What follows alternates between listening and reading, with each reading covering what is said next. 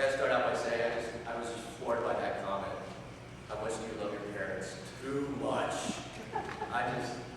That was awesome. I love my mom too much. Our gospel lesson today doesn't necessarily equal our expectation for a festival like Christ the King Sunday. But I want to start where Jesus starts. I want to start where God starts in this depiction. I want to start with criminals. Not everyone who takes up a life of crime is all that smart.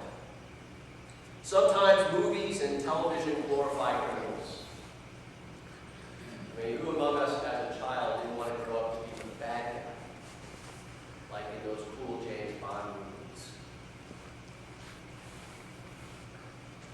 How many of us didn't want to be Cary Grant or Pierce Brosnan in Clever Heartbeat with Thomas Beverly, Suave and Debonair, or the cat burglar in the Pink Panther? However, sophisticated criminals may appear, even cool, most criminals do not fall in that category.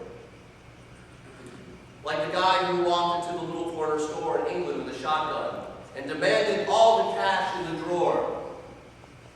After the cashier put the cash in the bag, the robber saw a bottle of scotch he wanted behind the counter. So he said to the cashier, "Put the scotch in the bag." The cashier refused and said, "I don't believe you are over 21. The robber said he was. "I am over 21. The clerk still refused to give him the scotch because he didn't believe it. At this point, the robber was frustrated. He took out his driver's license from his wallet and gave it to the clerk. The clerk looked at it and said, "You know, you're right. You're right. You are over 21. So he put the scotch in the bag. The robber ran out of the store with all the loot. The cashier promptly called the police, gave the name and address from the driver's license, and the thief was apprehended 2 hours later. Charles Cortez, a sheriff's deputy from the Los Angeles Police Department, tells about a story one time when a couple of thieves broke into a local factory and took an industrial sewing machine. As they were leaving the facility, they didn't realize that a piece of thread got caught in a splinter on the door. When Officer Cortez got on the scene, he noticed the thread running from the door, and he and his partner followed it out of the factory, through the parking lot, to the nearest neighborhood, and up to a house where they apprehended 6 thieves. Without incident. Michael E. Hodgin. I got this one off YouTube. It was not funny, but it was just crazy. A couple robbers went into a record store. They still have those record stores. Went to a record store and shouted, "Nobody move!" as he cocked his shotgun. When his partner moved, the first bandit was startled and shot him.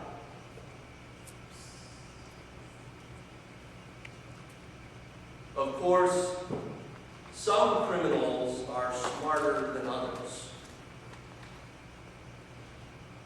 Jesus hung on the cross between 2 thieves, according to Matthew and Luke, but in Mark. In Luke, he refers to them as criminals, more generic.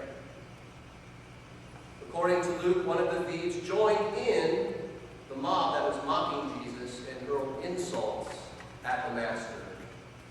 One of those insults particularly stung as he derided him. "Aren't you the Christ? Save yourself and us."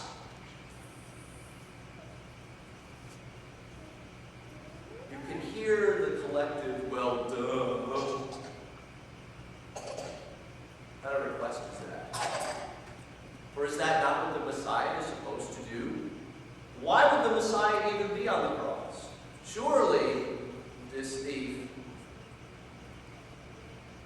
responding to his own sense of self-preservation, if not mockingly insulting Jesus. But the other thief had a better grasp of what was happening there.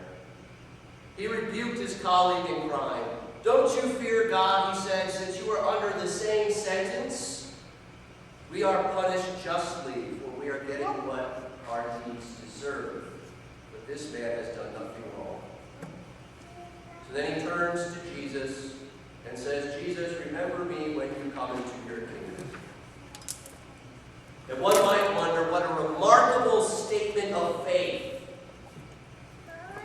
At the end of a less than perfect life, for a man who obviously did not make all the right choices.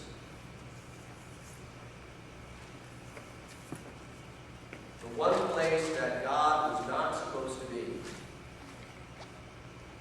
Condemned along with the condemned. But that is exactly where God is. What was it about this thief? The good thief, we call him. Matthew calls him Demas. What was it about him that brought about such faith? Was it his desperation? Desperation can cause us to do a great many things we might not normally do. Was it the pain? Was it the fact that this thief had a previous encounter with Jesus, or at least his word? Two words came to mind as I thought about this. The first word is awareness. Through both of these thieves knew they would die on the cross. Only one of them was aware of the King whose majesty graced their particular pathetic circumstance. The one who heard, "Father, forgive them, for they know not what they do." Who else could make such a prayer and proclamation than a madman or a king? No matter what awful or wonderful situation we find ourselves in, deserved or undeserved, beautiful or ugly, hopeful or despairing, Christ the King is in our midst. It's not until we come to an awareness of the truth of who we are and who He is that we can possibly discover ourselves, find that mercy for our lives and hope for our futures. The word is awareness. The other word is hope.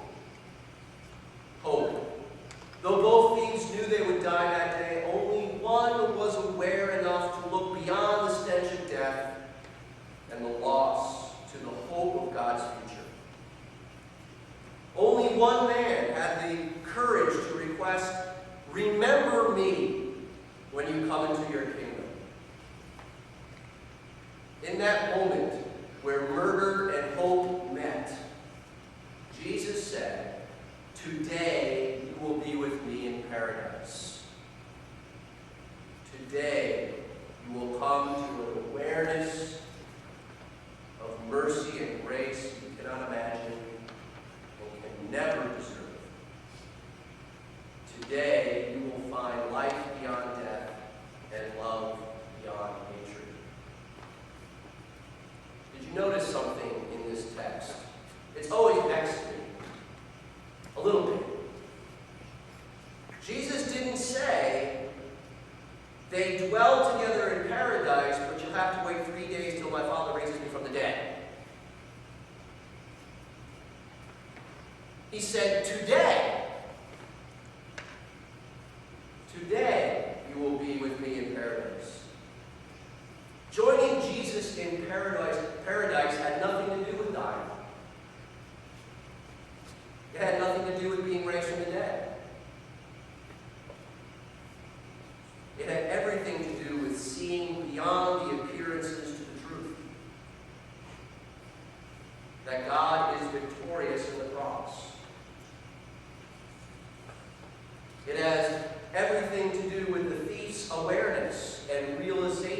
that his own condemnation on the cross bore no relationship to his standing before God. In that moment, on that day, he became free. And he joined Jesus in paradise.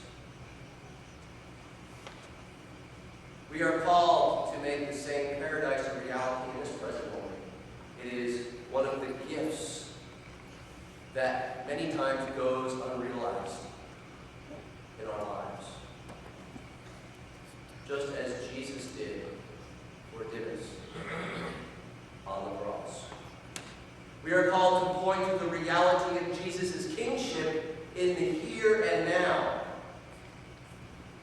not to point to it as some oft-promised reward for our perseverance. Jesus is king, not out there.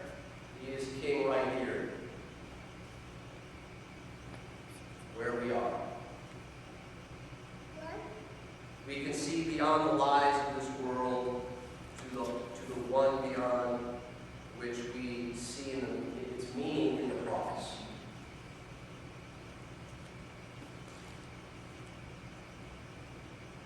Our salvation is not avoiding the cross. Our salvation is not avoiding suffering or even death.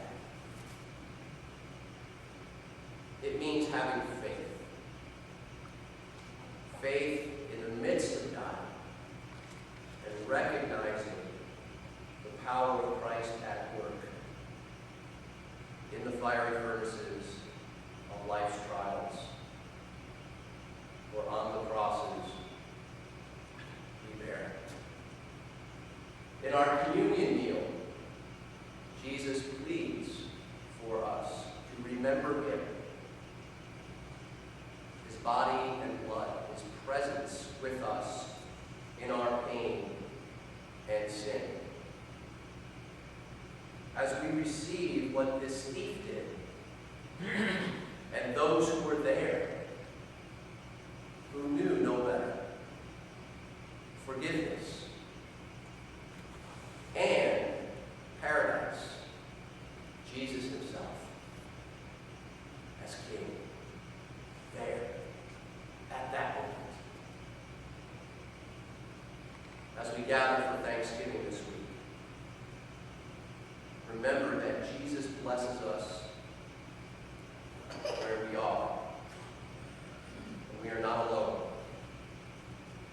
He remembers you, and he remembers me. Give thanks even on the cross of life, like our aware and hopeful thief. Let us pray. Gracious God, thank you for remembering us today.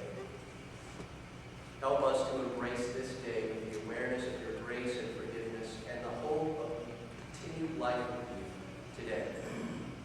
As we face the trials of life, may we lean on you and learn from you who we are and who you are, so that we might live every moment, good or bad, joy or despair, with a deep sense of gratitude for your